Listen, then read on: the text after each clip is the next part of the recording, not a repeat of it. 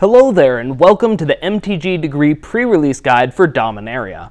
I haven't been as excited for a set to come out in quite some time, so let's go over the cards to make sure that you have the highest chance of winning your pre-release. Today we're going to go over the commons and uncommons only, because those are what you're going to have the most of. I trust you to take a look at your rares and decide if those are good.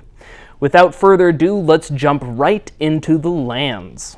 What I notice immediately in this set is that there are no multicolored lands in the common and uncommon slots. But we do get the Memorial series. Now you'll notice here that I didn't include the red land because it is terrible. But the other lands are all good if you are playing in those colors. Interestingly, all of the multicolored creatures in this set are legendary. So we've got Adalix, Arvad, Garna, Halar, Raf, Rona, Shauna, Slimefoot, and Tatiova. Now, all of these have varying effects, but they're all so good that if you are playing these colors, you should just put them in without thinking. Next, let's look at the white cards. We've got Mesa Unicorn, Knight of Grace, and Dauntless Bodyguard. These are your early creatures, and I love 2-drops that have good combat abilities. Dauntless Bodyguard is very special because it's great when you play it early to get those beatdowns on, and it's great when you play it late to protect whatever bombs you have out at the time. Next up, we have Call the Cavalry, Davenant Trapper, Sanctum Spirit, and Sarah Angel. Call the Cavalry is a good deal for 2/2/2 knights. Davenant Trapper allows you to play it early, get that beatdown on, and it's just got an extra ability thrown in there to get in your late game flyers. Sanctum Spirit is a lifelink creature, and I gotta say this keyword is very undervalued, and I love that this can really grind out your opponents. Sarah Angel used to be one of the best creatures in Magic the Gathering. Today, not so much, but definitely good enough for your pre-release. Our next 3 cards are Danitha Capuchin, Bard, and Quenda. Now, Danitha you can just play without even concerning yourself with her ability, and she's just going to be good. You can just throw it in any white deck. Bard is pretty much only good if you're trying to slow down the game, get to those amazing late game creatures in your deck. Quenda is great with auras that pump up his power, make him very, very scary, and he's also good with a lot of the green pump spells. Next up, we have Healing Grace and Adamant Will. Adamant Will explains itself. I think this is a fine pump card. Healing Grace is interesting because you can target yourself with it as well as creatures. This makes it very flexible, and while I wouldn't cast this card for either side of it, both sides together I think makes it actually good enough to play, which is shocking because these life gain cards are usually not good. Next up, we've got Seal Away, Blessed Light, and Gideon's Reproach. These are just removal spells, you should play them, but for Gideon's Reproach, be aware that this is much better if you're a defensive deck than an offensive one. Our last 3 cards are Dub, Triumph of Gerard, and On Sarah's Wings. Dub you should play if you're trying to get aggressive. Triumph of Gerard and On Sarah's Wings are both incredibly powerful bombs, and you should play them no matter what is in your white deck. Next up in blue, we've got Relic Runner, Academy Drake, and Cloud Reader Sphinx. Relic Runner is a good way to put on pressure early, and late in the game will just randomly get in for unblockable damage. Academy Drake is amazingly much more powerful than it looks, being able to play it early game and get the pressure on, or late game and have a big flyer is really a flexibility that's good. Cloud Reader Sphinx is just going to give you a lot of value. Next up, we've got Deep Freeze, Time of Ice, Blink of an Eye, and Befuddle. Blink of an Eye and Befuddle, I love these kind of tricky cards, and drawing a card is amazing. Deep Freeze is just a classic blue removal spell, and Time of Ice I really like because this slows down their creatures for so long. Lastly in blue, we've got Divination and In Bolas's Clutches. Divination is just a classic card that'll get you to really run through your deck and find your bombs. In Bolas's Clutches is a guaranteed 2-for-1. You are effectively killing their creature and getting a creature at the same time. This is a very powerful effect, and you should play as many as you get. Next up in black, we've got Cabal Paladin, Deathbloom Thallid, Knight of Malice, and Windgrace Acolyte. These are the little beaters that are going to get you where you need to go. Next up, we've got Drudge Sentinel and Lingering Phantom. These cards are great value cards to really slow down the game and allow you to outvalue your opponent. Next up in black, we have Thallid Omnivore and Thallid Soothsayer. Thallid Soothsayer is really my favorite of these two. Turning creature tokens into cards is just amazing, and the Omnivore can be very, very scary when it's attacking. Next up, we've got Urgoros and Whisper. Now, Urgoros, you just play, you attack, you're very happy. Whisper, your deck has to have two things. One thing is, I would like my deck to have multiple token producers with this in my deck, and the other thing is, I really need some big splashy bombs to make sacrificing my creatures worth it. But if it is worth it, this card is fantastic. Next up, we've got Vicious Offering, Cast Down, Eviscerate, Settle the Score, and the Eldest Reborn. The first four are removal spells, and you're just going to play them because removal is good. Settle the Score, ignore that second part of the text. You're still getting to exile a creature for 4 mana.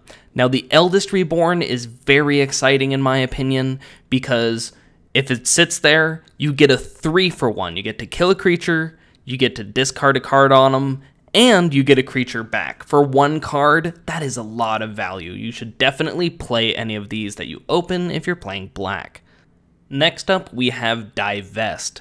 Now, discard is usually not that good in limited. However, this one can grab creatures, which is quite nice. It also can grab the odd artifact, and it gives you information about what's in their hand. I think for this one, I do think it's reasonable to play 1 or 2 in Sealed, aka Prerelease. Next up, the color red starts with Fire Fist Adept and Gitu Journey Mage. Now, these only work well with other wizards, and a lot of the common wizards are pretty bad. A lot of the multicolored cards and some rares are wizards, so if you get to that critical wizard mass, these are pretty good. Next up, we've got Keldon Raider, Keldon Overseer, and Skizik. Now, getting in for a 3/1 haste for 3 is a perfectly fine aggro move. Also, the other card is going to give you some gas. You're going to turn those extra lands into more draws. And Skizik is just going to get in there, and then if you have the extra mana, he'll stick around. Next up, we've got Valduk, Keeper of the Flame, and Warcry Phoenix. Now, Valduk works really well with all of those white auras that we were talking about earlier, and this guy will take over the game in absolutely no time. Warcry Phoenix is a little bit small for how much you pay for it, but if you can get it back even once, it has paid for itself. Next up, we've got Warlord's Fury and Runamok. Now, Warlord's Fury is great because there's high upside here, but if you can't really get in with your creatures, then you can just use it to draw a card. Runamok is going to help those creatures get in for damage. Our next 3 cards are Shivan Fire, Wizard's Lightning, Fight with Fire, and the Flame of Keld. So let's say there's a lot of fire going on here. Now, the first 3 are great burn spells, and the last one, you'll notice, if you kick it, it gives you the ability to target a player. So if they're 10 or less, they are simply dead. The Flame of Keld is strictly for casting when you've got no cards in hand, of course, but when that happens, it'll be a very cheap way to draw cards. Next up in green, we've got Llanowar Elves, Elfheim Druid, and Llanowar Envoy. These are obviously to ramp you up to your big creatures. Now, our last creature doesn't look that exciting there, but you have to remember that its size for its mana cost is already good, so that ability is just extra juice that helps you to splash for 3 or 4 colors. Krosan Druid, Untamed Kavu, Baloth Gorger, and Grun the Lonely King all allow us to kick it up a notch. Now, these cards are all pretty good on their face. For example, 4/4 for 4, completely reasonable. But when you get that ability to toss in that extra mana, it truly puts them over the top. Next up, we've got one big Spidey boy, because green often has a problem with creatures flying overhead and killing them before they get those big ground pounders into action. Next up, we've got Spore Swarm, Saproling Migration, Yavimaya Sap Herd, and Spore Crown Thallid.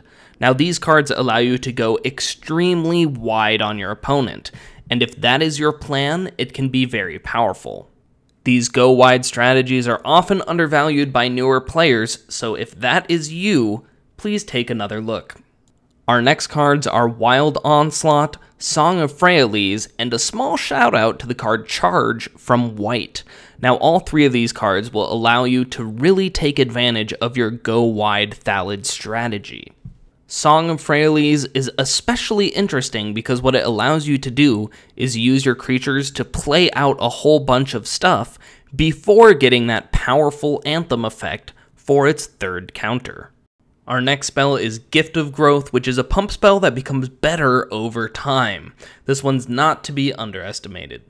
Our last three green cards are Adventurous Impulse, Ancient Animus, and Pierce the Sky. Now, Adventurous Impulse gets better and better the more powerful your best creatures are, so keep that in mind. Ancient Animus is green's only removal spell pretty much, and Pierce the Sky helps you with that flyer problem that is not only common to green, but very common in sealed decks. I would play one Pierce the Sky in my green deck without really thinking twice. Next up in artifacts, we've got Jousting Lance, Icy Manipulator, Skittering Surveyor, and Urza's Tome. Now, Jousting Lance I want to play in aggressive decks. If you are not aggressive, you shouldn't be playing this. Icy Manipulator is pretty much the opposite. This card is amazing in defensive decks. Now, the card's actually so good that it's still probably pretty okay in aggressive decks, but really powerful in defensive decks. Now, Skittering Surveyor is one of the best ways for you to play extra colors in your deck. It's not very exciting, but it allows you to do so. If you want to drag out the game because you think you've got all the best cards, tons of removal, Urza's Tome is a great way for you to connect your draw phases with the correct cards. Now today we've gone over the commons and uncommons that I want you to keep an eye on while you're deck building. However, in a couple days, I'm going to be releasing a really useful guide with some 2-card combos to look out for, how to play 3 or more colors in this set, thoughts on the different color combinations, cards which jump up in value in certain strategies, and the sideboard cards that you're going to want to keep an eye out for while you're playing. If you're not subscribed to the channel yet, I suggest you do that to catch that video, because it's really going to help you raise that win percentage in this upcoming pre-release. Dominaria to me looks powerful and interesting. I'm very much looking forward to this pre-release. What do you guys think about this set? What are your expectations for pre-release? Sound off in the comments down below. If you enjoyed this video, hit that like button, and if you want to see more, and I know you do, hit that subscribe button. As always, I'll see you next video.